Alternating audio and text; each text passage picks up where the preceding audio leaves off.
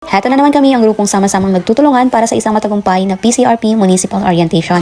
Maaga pa lang dumiretso na kami sa Elgalong Water Park Resort para i-check ang venue at magsagawa ng dry run. Dito namin pinagplanuhan kung saan isasabit ang tarpaulin, paano ang magiging ayos ng mga upuan at mesa, at sinubukan din namin ang opening preliminaries para siguradong maayos ang lahat sa mismong araw ng orientation. Kahit umuulan, itinuloy pa rin namin ang pagpunta dahil alam naming mahalagang mapaghandaan ang bawat detalye. Habang nasa venue, nagkaroon din kami ng pagkakataong mag-practice ng aming intermission number.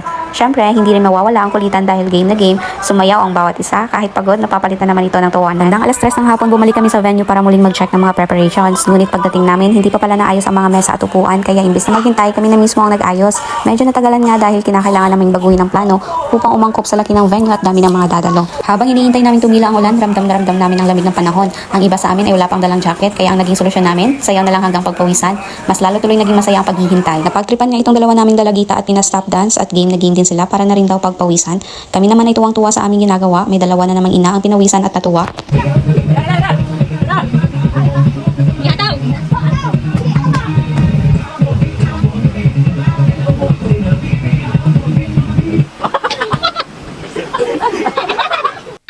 Inabot na kami ng gabi sa venue, ngunit hindi pa rin tumitigil ang ulan. Sa halip na umuwi, tumulong na rin kami sa decorator sa pagkabit ng tarpaulin, paglalagay ng tablecloth at pag-aayos ng mga huling detalye. Ito nga si Ate Inday at Ate Agustina na non-stop ang sayawan. Ito nga yung paraan nila para pagpawisan dahil sobrang lamig nga naman sa mga oras na to. Dinamay pa nga nila yung isa namin kasamahan dyan na nananahimik sa tabi. Buti na nga lang may offer silang pakape, pero non-stop pa din ang sayawan. Ginabi na nga kami doon sa venue pero tila walang plano talaga itong ulan na tumigil. Kinabukasan nga may isang bata na nauna pang magsuot ng sombrero. Parang humasans na naman niyang aalis ako at gusto niyang sumama. Ano naman kaya ako tatakas nito? Walang tigil ang ulan hanggang kinaumagahan. Sa totoo lang, ang sarap pa sana matulog kung wala lang talagang trabaho, pero duty is duty. Bandang alas 8 ng umaga, dumating na kami sa venue. Dahil sa masamang panahon, wala pa halos participants, kaya sinamantala namin ang pagkakataon para ayusin pa ang mga natitirang preparations. Syempre, hindi rin mawawala ang mga kasamahan naming umagang-umaga pa lang ay puno na ng energy. May nagsaset up, may nagche-check ng sounds, may nag-aayos ng registration area, at meron ding todo hataw sa sayaw kahit nagsisimula pa lang ang araw.